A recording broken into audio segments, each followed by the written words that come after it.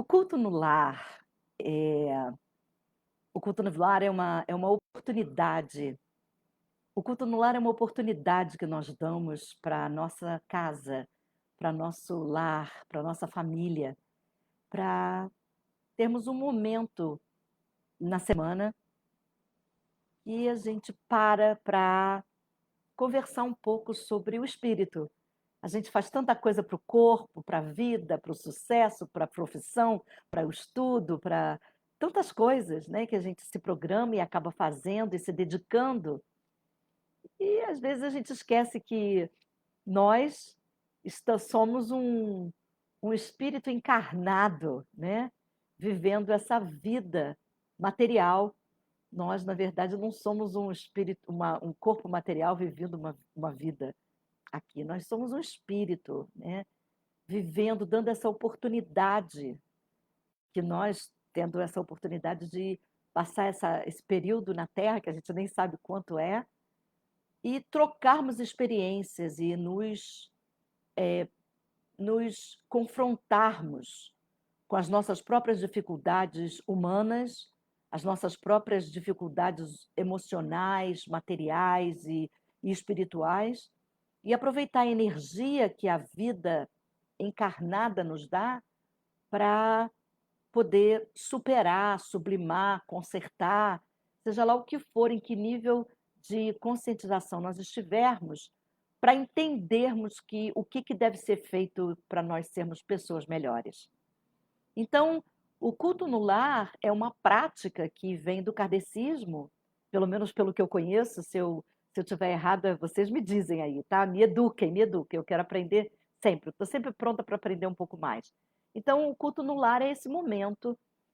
Os católicos vão à missa, não é? Tem aquele momento da missa, onde existe a preleção, o padre, onde existe a memória de Jesus, onde são lembradas as palavras, onde as pessoas têm a oportunidade do perdão e da confissão e do recebimento do corpo de Cristo e da reflexão sobre o que estão fazendo da vida.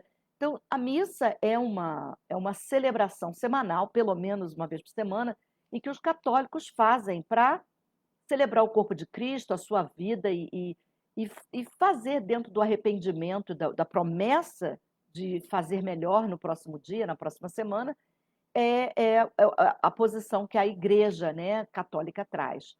A Igreja evangélica, da mesma forma, tem a sua prática, né, o serviço, né, evangélico, com a preleção do pastor e cânticos e tudo mais que, na verdade, em todas as religiões, elas apresentam, pelo menos as que eu conheço, né, gente? Estou aqui parecendo que eu conheço todas do mundo, mas aquelas que são mais populares, mais vigentes, né, na nossa cultura.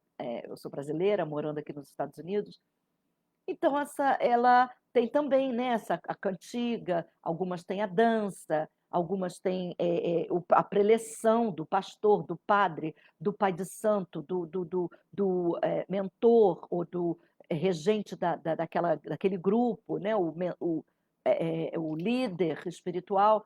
Então, na hinduísta, na budista, a mesma coisa, né? Tem os cânticos, tem o momento de reflexão, tem a mensagem que é passada, e essa mensagem, então, cada um sentadinho na sua cadeira vai receber a mensagem da maneira que está preparado para ela. Você conversar com 3, 4, 5 pessoas, parte da mensagem, pelo menos, foi entendida de uma maneira diferente, porque nós estamos em níveis de entendimento intelectual e também espiritual diferentes. Por isso que Jesus escolheu as parábolas, porque com as parábolas elimina a dificuldade intelectual de cada um, né? As diferenças intelectuais. Pela parábola você aprende aquilo que pode, aprende aquilo que dá para você captar. E essa foi uma escolha magnífica, né, de Jesus, como tudo que ele fez, para que pudesse a palavra dele chegar ao maior número de pessoas. Ele poderia ter escolhido falar num tom erudito, ou poderia ter escolhido falar num tom bem simplista, mas de qualquer maneira ele perderia pessoas que não iam conseguir entendê-lo. Assim, com a parábola, cada um escuta, entende, percebe e aplica da maneira, do ponto em que está, intelectualmente, espiritualmente, emocionalmente, mentalmente, para poder assimilar e colocar em prática aquilo que está sendo ensinado. Então, no espiritismo é a mesma coisa, né? O culto no lar, que é uma extensão o espiritismo dá para a gente fazer o momento de reflexão espiritual em casa, né? Você pode ir na sua igreja ou no seu centro, seja o centro espírita, seja o centro umbandista, candomblessista, seja o que for, né? Seu centro espiritualista, né? O que for a sua igreja ou o seu centro espiritual, você então ter também a chance, além de você ir lá no local, se for o caso, né? Sua escolha, sua capacidade. Às vezes você está ocupado, é o seu dia de trabalho exatamente quando tem o culto ou a missa, mas você estender para dentro do seu lar a prática de parar um momento da sua semana e refletir sobre algum aspecto espiritual que esteja algo acontecendo com você ou no mundo, né? Existem vários livros espíritas, existe inclusive um livro chamado O Evangelho segundo o Espiritismo, que é um dos livros, uma das obras de Allan Kardec, que decodifica, né? O Espiritismo ele é decodificado em bases com informações, né? Trocas que ele fez com o mundo espiritual e tem palavras de sabedoria para nos ensinar a lidar com os problemas da vida. Qualquer problema que a gente tenha, a inveja, a perda, a destruição, a raiva, o medo, seja o que for, a vaidade, o que for que a gente esteja lidando, né? O Evangelho trata de assuntos que são pertinentes, absolutamente pertinentes à nossa vida encarnada. Então, hoje eu queria chamar sua atenção se você tem alguma prática espiritual na sua casa. Se você não é kardecista, não quer ser kardecista, não aceita, não aceita a doutrina kardecista, tudo bem, nós não precisamos brigar por isso, né? Nós não precisamos nos incompatibilizar por isso. Mas você tem um livro onde você confia, dentro da sua religiosidade ou da sua espiritualidade, em que você confie, que você crê e que te dá paz, te dá sossego em ler, uma vez por semana, o que o culto no lar é, é, é, faz como conselho, né? Aconselha, é uma vez por semana. De preferência, você escolhe aquele mesmo dia da semana e aquela mesma hora. Você então vai se sentar, você pode colocar um copo de água, né, na sua frente, um copo de água potável, que vai ser uma água que vai ser fluidificada para você beber. Se tiverem outras pessoas no ambiente, cada qual tem o seu copo de água. Por quê? Porque cada qual tem uma necessidade diferente, né? Às vezes, numa família, a pessoa bota um jarro de água, mas às vezes o necessário é ter cada um o seu copinho de água e você pode misturar depois, botar mais água e aquela água fluidificada vai durar a semana inteira, né? E aí você coloca outra e assim vai. Então, você parar um momento, faz uma leitura, né? Uma leitura assim enobrecedora, né? E faz um comentário sobre aquela leitura, né? Faz um comentário sobre a leitura. Você dá a sua interpretação.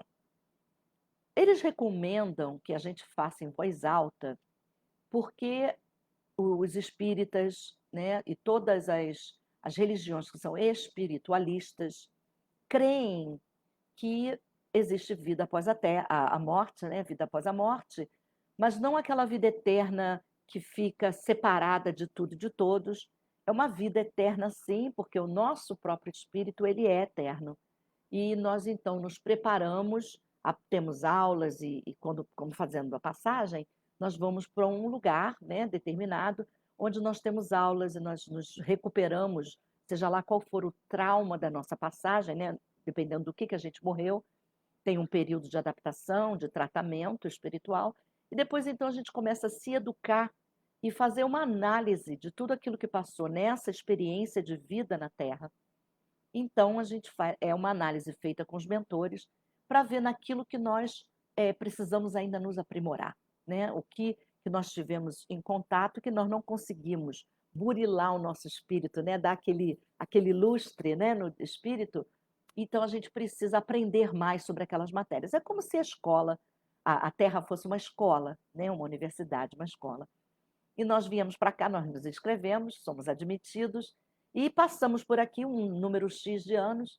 E ao final, a gente vê se a gente qual o grau, né, de evolução espiritual que a gente adquiriu, em que nível nós estamos, né? O que que nós precisamos ainda aprender. Algumas coisas a gente pode aprender como espírito, a gente aprende, né, por aulas, por palestras e por leituras que nós vamos ter depois que fizermos a passagem. E temos, alguns de nós temos a oportunidade da reencarnação, aonde nós vamos, então, após alguns anos de estudo e de preparo, nós vamos, então, ter tarefas a cumprir aqui para continuar essa evolução do espírito. Então, esse espírito reencarna, nós temos blocos, grupos de pessoas que reencarnam próximas, né? São os espíritos afins, os espíritos familiares, os espíritos amigos. Nós, então, reencarnamos, né? Vamos esperando os outros reencarnando até que é, é, é encaixado, né, a nossa vida na Terra. Vai ser homem, vai ser mulher, vai viver em que lugar, né, da Terra, vai passar por que tipo de desafios, vai ser pobre, vai ser rico, vai ser poderoso, vai ser muito fraco, vai ser doente, vai ser saudável. Dependendo do que o nosso espírito precisa se aprimorar, nós então vamos ter uma vida na Terra adequada ao aprendizado que aquele espírito precisa ter. Como eu tenho os meus desafios hoje, você tem os seus, você tem os seus, você tem os seus, cada um de nós tem os desafios pelos quais precisamos para crescer. É como ir para o próximo ano na escola. Passamos por aquela experiência, fomos aprovados em várias matérias, algumas matérias nós não fomos absolutamente aprovados, algumas nós fomos absolutamente reprovados. Então, as matérias que nós já fomos aprovados, nós não precisamos repetir. As matérias que nós estamos assim ainda meio, né, tirando C, tirando nota 5, a gente vai ter que repetir, né, com algum conhecimento já naquela disciplina, mas a gente vai ter que terminar, né, o aprendizado daquela matéria, e aqueles que a gente foi reprovado de vez, vai ter que passar de novo.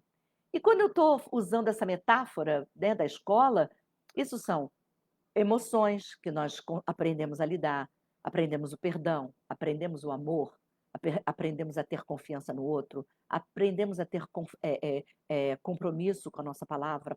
O que é que nós viemos com muita dificuldade espiritual e que fomos, à medida que fomos vivendo, fomos aprendendo. Normalmente, o aprendizado do espírito, ele é conseguido através de dor, de dificuldades, de lágrimas, de sufoco, né? E aí a gente vai se superando, né, e vai aprendendo outras formas de pensar, de sentir, de fazer. Aí a gente passou na prova.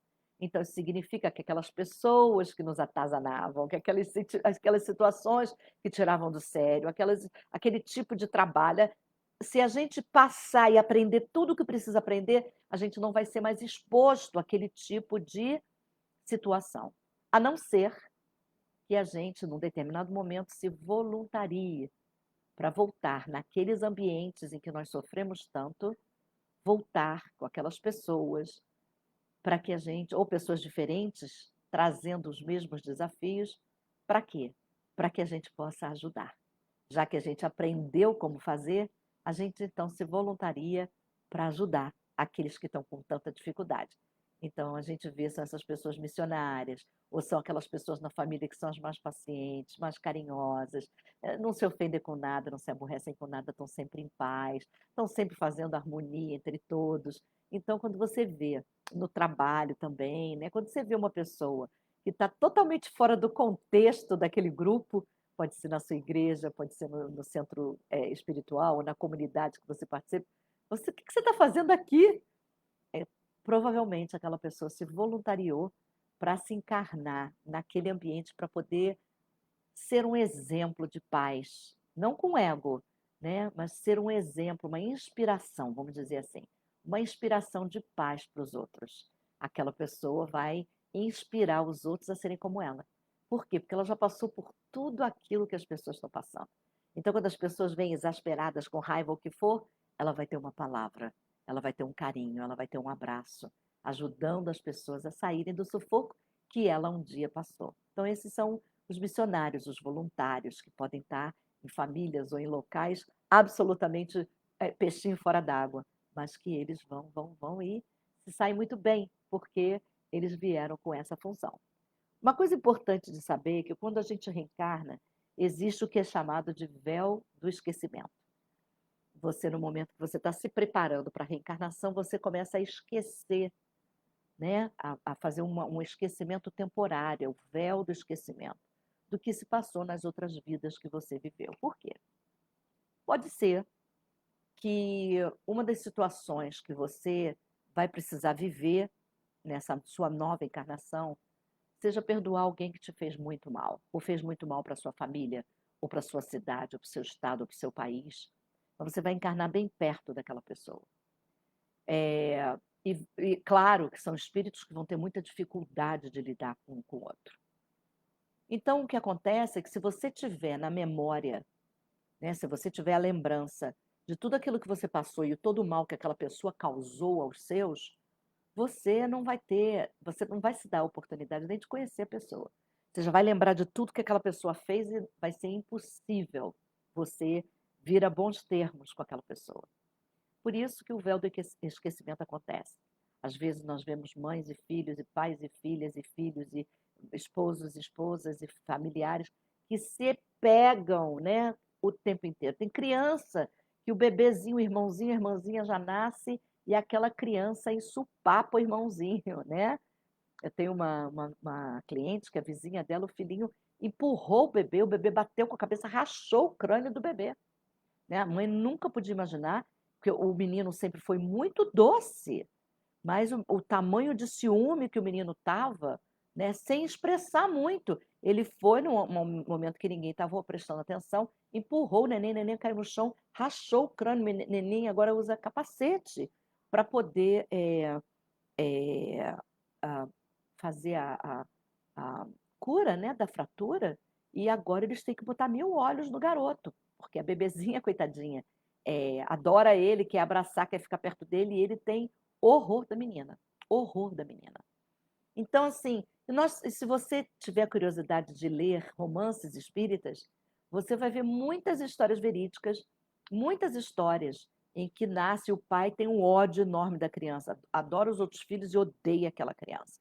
Ou tem um amor normal por todos os filhos, a mãe ou o pai, mas tem um amor especial por aquele um ou por aquela um.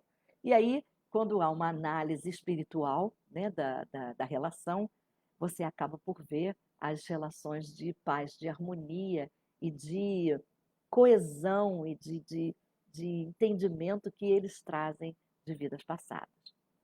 Você não precisa acreditar no que eu estou falando, né? Não estou aqui para impor nada. É uma visão, né? É uma visão. Tem visões religiosas que, quando você morre, você entra num sono eterno. E isso é a verdade para eles. E está tudo certo. Eu posso viver com a verdade que é diferente da minha, né? Tem outros que acreditam que a vida é eterna. A vida eterna, a pessoa vai estar num lugar, né? Normalmente a pessoa não sabe explicar bem o que lugar é. A pessoa vai estar num lugar, falece, né? Faz a passagem, vai para um lugar e é, fica ali. Pronto. Essa é a verdade dessas pessoas, não é? Então, e tem crenças e tem religiões que acreditam no fogo do inferno e no paraíso. Né? A pessoa foi má, ela morre, ela vai queimar no fogo do inferno, com os diabos lá. E quem foi bom vai pro paraíso, onde existem anjos e harpas e tudo de bom, tudo de belo e paz eterna, e assim que vai ser o resto da vida daquele espírito. Então, assim, eu fui criada dentro da religião católica e acreditei por muito tempo nas coisas que o catolicismo ensinava. Até o momento que eu tive certas dúvidas, certas questões, em que essa crença não me satisfez as minhas respostas, não deu resposta para mim. Então, eu fui buscar, eu fui procurar e encontrei, né, no Espiritismo e na Umbanda, eu encontrei respostas para as minhas perguntas que me satisfaziam melhor. Eu entendia melhor, tive mais facilidade de acreditar sendo de uma forma A do que da forma Z, da forma D, da forma M. Então, Muito simples assim. Por isso que nós temos várias religiões. Cada um de nós entende, percebe, tem mais facilidade de amar a Deus e de ter uma prática do bem dentro daquilo que ela acredita nos dogmas da religião dela. Por isso nós temos tantas religiões. Eu vou aprender melhor de uma maneira e você, assim como na escola, ou como uma receita de bolo, ou como dirigir, qualquer coisa que você, ou dançar, qualquer coisa que você está aprendendo, você tem um jeito que você aprende melhor. Tem professor que você não gosta, né? E, não consigo aprender nada com ele, com ela, mas você aprende com outros. Da mesma forma, a religião, quando o ministrante, né, fala, dá o sermão, ou você vai ler alguma coisa a mais, aquilo cai como uma luva. Entendo. E outras religiões dizem, não, isso não me desce, eu não acredito nisso, eu não consigo aceitar isso. Então, nesse momento, é o momento da gente buscar aquilo que está mais em sintonia com aquilo que é fácil para a gente acreditar, é fácil para a gente entender, é fácil para a gente seguir. Eu vejo as diferenças de religião assim, de uma forma muito simples, muito tranquila, e, para mim, todas as religiões que falam do bem, falam do amor, fazem o bem para o outro, fazem a caridade, não fazem nunca mal para ninguém, é uma religião perfeita, sabe? Eu só vou ter dificuldades com religiões que dizem diferentes, né? Que incitam determinados tipos de atitudes que eu vejo que não está dentro do que eu creio, que eu estou mais ligada, mais direcionada dentro do cristianismo. Né? Eu acredito que o que Jesus, independente de você acreditar que Jesus é o Filho ou não de Deus, mas Jesus foi um homem que veio à Terra numa missão de amor. E todas as coisas que ele ensinou fazem sentido. E olha, que há 2000 anos atrás as pessoas roubavam, tinham a mão cortada. Se você fazia adultério, você tinha os olhos furados, né? A mulher adulta era apedrejada até a morte. Então, era muita violência e muita coisa dramática, né? Em ver o erro do outro. E Jesus ensinou o amor, o perdão, não é? No tempo que ele passou na Terra, ele fez essa transformação naquela época. Hoje, nós ainda temos dificuldade de fazer isso, perdoar, amar, né, incondicionalmente. Ainda é difícil para a gente. Imagina naquele tempo. Então, Jesus acabou marcando toda, né, uma era, né, a era depois que ele veio à Terra, antes de Cristo, depois de Cristo. Marcou uma era, um tempo na Terra pela pureza e pelo amor e pelos ensinamentos de valores que são válidos, né, até hoje e que nos fazem pessoas melhores, nos fazem pessoas mais felizes, na verdade. Então, é, na semana que vem, eu vou fazer um culto no lar aqui com vocês, tá? Eu tenho, e aí vocês vão poder ver como funciona. Eu fiz uma cartilha há alguns anos atrás, eu fiz uma cartilha de como fazer o culto no lar. Não fui eu que criei, eu copiei dos livros espíritas, fiz uma compilação e montei uma cartilha do culto no lar, como que se faz. E eu segui ali o que o kardecismo explica, e também conversas que eu tive com o Divaldo Pereira Franco. O Divaldo vem aos Estados Unidos, vinha, né? Agora ele está com 97 anos, e fez uma hérnia de disco, teve que operar, então tem alguns anos que ele não vem. Poucos anos que ele não vem.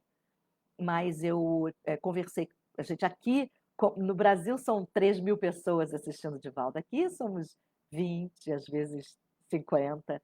Então a gente tem a oportunidade de conversar com ele, pegar autógrafo nos livros e conversar com ele. E eu me instruí com ele muito sobre o culto no lar. Já há muitos anos eu venho fazendo perguntas para ele, e aí peguei também orientações que ele deu de como fazer o culto no lar. E ele, quando vinha, eu era uma das representantes, né, do grupo espiritualista que eu fazia parte, então ele te convidava, todos os grupos daqui da Califórnia, pelo menos daqui de Los Angeles, quem estivesse representando na palestra dele, e ele fazia um grande culto no lar, e uma sessão de desobsessão. A gente fazia uma grande mesa, né? uma, uma, uma, uma reunião de mesa, eu poderia dizer, né? Que o kardecismo faz, onde a gente então tinha a oportunidade de vê-lo atuando, ver as pessoas que vinham com ele atuando. A gente teve a oportunidade de conhecer o tio Nelson, né? Tio Nilson, que também era uma sumidade, né? Vimos várias vezes eles interagindo, né, na mesa de passos mediúnicos, né? vimos várias vezes. Então, aprendemos muito com aqueles anos, vários anos que a gente fez isso e estando na presença dele em ação. Então, me sinto muito feliz de ter tido essa oportunidade e posso passar para vocês algumas coisas que vocês queiram saber. Eu, então, se você quiser a cartilha, faz um comentário, tá, para mim e me manda seu e-mail. Pode mandar no privado para você não expor o seu e-mail no público, né? Manda um privado para mim, né? Uma mensagem direta, que você quer a cartilha, me dá seu e-mail que eu mando a cartilha para você. Eu fiz ela em inglês e em português.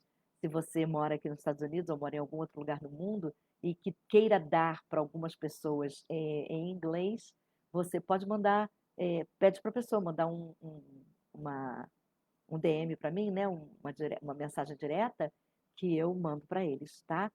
Mando um e-mailzinho e eu passo a cartilha para eles, tá bem? Bom, hoje então vou terminar aqui a nossa conversa de hoje, desejando para você uma semana maravilhosa, uma semana onde você pare pelo menos 3 minutos por dia para pensar no seu espírito. O que é que você acredita que acontece com o espírito depois da morte? Ai, Kátia, falando de morte, a gente fala de tudo na vida. Fala de casamento, de formatura, fala de entrar na faculdade, fala de comprar vestido novo, trocar de carro. Nada disso é certo. A única coisa que a gente tem certeza nessa vida é que um dia a gente vai morrer. E é o único assunto que a gente não quer falar. Nós somos muito engraçados, né? Então, assim, o que você pensa sobre isso? Porque eu acho que no momento em que a gente começa a encarar a temporariedade da vida, né? Como a vida na Terra ela é limitada, vai ter um dia que ela vai se extinguir. O momento em que a gente vê isso com naturalidade, que não tem outro jeito de ver, vai acontecer. Deixa eu te dizer, ai, tô com soluço. Vou te dizer aqui um segredo.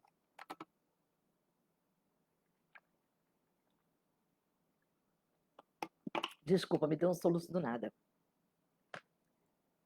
Deixa eu te contar um segredo. Todo mundo um dia vai morrer. A gente não sabe o dia, a hora, nem como, né? Vou falar sério aqui com você. Então é bom, de vez em quando, só refletir. Se é muito difícil para você esse tema, tudo bem.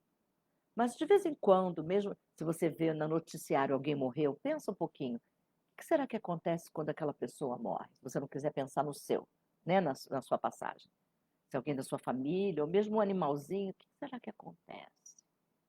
Né? Tá ali vivo, conversando, rindo, e de repente não está mais. O que acontece com aquele corpo? O que acontece com aquela energia que animava aquele corpo vivo, né? E de repente aquilo é uma chama que se extingue e o corpo cai, né? O corpo cai morto. Então, o que é que você acha que acontece? O que você acha que acontece, que vai acontecer com você, por exemplo, quando você morrer? Ou o que você acha que aconteceu com as pessoas que você. Deixa eu ver se tem alguém aqui assistindo. Se tiver muito apavorante, eu posso entrar em diálogo com você, tá? Se você quiser conversar um pouco, pode mandar uma mensagem para mim aqui durante a live. Então, o que é que te apavora, então? Vamos começar por aí. Se você tem medo de morrer, e tem medo por quê? Às vezes a gente tem medo exatamente porque ignora. A gente não sabe o que vai acontecer, entra em pânico, né? Você não sabe. Lembra quando os primeiros aviões passaram em certas tribos primitivas, eles achavam que era o fim do mundo, que aquilo era um monstro, porque a gente não sabe, a gente desconhece, não entende, e aí inventa uma história escabrosa e faz uma fantasia, e aquela fantasia às vezes é pior do que a realidade. Então, assim, o que você prefere acreditar? Quando você morrer, o que vai acontecer com você, ou com seus pais, ou com seus avós, ou já aconteceu com alguém que você quer muito bem? O que você acha que vai acontecer? O que acontece quando as pessoas morrem? Porque no momento que você começa a questionar isso, você começa a se abrir para ter um entendimento do valor da vida. Qual é a importância da vida? Qual a importância que você vai dar à sua vida? Se você tem uma crença, por exemplo, se você tem uma crença de que sendo uma pessoa boa você evolui, que sendo uma pessoa boa você está construindo o bem também para o planeta. Sendo uma pessoa boa, você está evoluindo na escala espiritual e na sua próxima encarnação você vai fazer coisas diferentes. Vai ter desafios, lógico, mas vai fazer coisas diferentes e vai estar como entrar numa escola e querer passar de ano, né? Passar para uma outra escola. Então, se você entende dessa forma, talvez seja um estímulo para você parar de fazer fofoca, parar de falar mal dos outros, parar de brigar à toa, parar de eh eh, fingir, mentir, né? Parar de falsidade, parar de dizer mentiras para você mesma, parar de cobiçar o companheiro, a companheira do outro, parar de maltratar alguém, parar de bullying alguém, né? Fazer mais o bem para as pessoas e ajudar uma pessoa na rua, ajudar uma pessoa numa loja, né? Você vai conseguir entender que isso é um benefício não só que você está fazendo para o outro, mas um benefício para você também. Então vai ficando mais fácil de você ser bom, né? Vai ficando mais fácil. E se você não tem ainda uma verdade, você busca nas verdades que estão disponíveis, né. Quais as verdades que estão aí? "Olha, essa igreja diz isso, essa diz aquilo, essa diz aquilo outro. Qual que faz mais sentido para mim? O que que parece mais isso aí que parece isso aí parece meio fantasioso, não gosto dessa história não. Mas isso aqui parece mais verdade", sabe. Você pode acreditar em qualquer verdade que existe aí no full spectrum, né, no espectro total das possibilidades de todas as coisas que as igrejas dizem, escolhe a sua, né. E uma vez que você escolhe, você vive uma vida em espírito. "Ah, Kátia, eu preciso escolher uma igreja para eu poder, viver minha vida em espírito?" Não, não falei em igreja, eu falei em crença, né. Falei nas coisas que estão disponíveis, as verdades que estão disponíveis, as opções que você tem para escolher uma e ser feliz. Ser feliz e viver uma vida com propósito, porque uma das coisas que mais deixa a gente desarvorado é viver uma vida sem propósito. Vive por viver. Come, dorme, vai ao banheiro, toma banho, trabalha ou não, né, vai para a escola ou não, e vive uma vida assim, um dia atrás do outro, sem o menor propósito. E uma vez que você abraça uma causa espiritual, você acaba encontrando propósitos pelos quais vale a pena você estar vivo, né. Vale a pena você estar vivo, porque você vai estar vivendo uma vida em prol de alguma coisa, nem que seja dizer oi para tudo quanto é velhinho que você vê na rua. É uma causa, né, é uma causa, é um propósito, né, é um propósito. Seja lá o que for, que você gosta, que você sente o teu coração cantar, vai ser o seu propósito de vida. E numa vez que você entende, né, que você tem um tempo aqui na Terra para cumprir aquele propósito e depois você parte, você faz com que esse propósito seja mais importante ainda para você, porque é um tempo limitado, né, é um tempo limitado que nós temos aqui para fazer o nosso melhor. Bom, meu nome é Kátia Ferreira, eu sou fisioterapeuta no Brasil e já venho morando aqui nos Estados Unidos, na Califórnia, há 23 anos, e aqui então eu me tornei instrutora de pilates, coach, hipnoterapeuta e terapeuta holística, né, fazendo reiki, terapia coreano-sacra, grabovoi, tapping, ho'oponopono, várias técnicas que eu fui aprendendo ao longo da minha carreira, e hoje eu ajudo mulheres com dor. Eu ajudo mulheres com dor crônica a entenderem que a dor não é só física. A dor, ela também tem um componente mental, emocional, eh, e espiritual. Então, com isso, elas têm uma possibilidade muito maior de cura quando elas entendem que a dor não está só no ombro, nem no quadril, nem na coluna, nem no pescoço, nem no joelho. A dor, ela tem uma repercussão muito maior. E aí tem maior possibilidade de você se curar. Então esse é o trabalho que eu faço aqui, e já há muitos anos eu faço essa conversa aos domingos, por volta das 6 da tarde, aqui da Califórnia. Eu faço essa conversa, bato esse papo com vocês sobre alguma coisa da vida real, né, que a gente esbarra todo o tempo, mas que tem um culto, né, um cunho espiritual.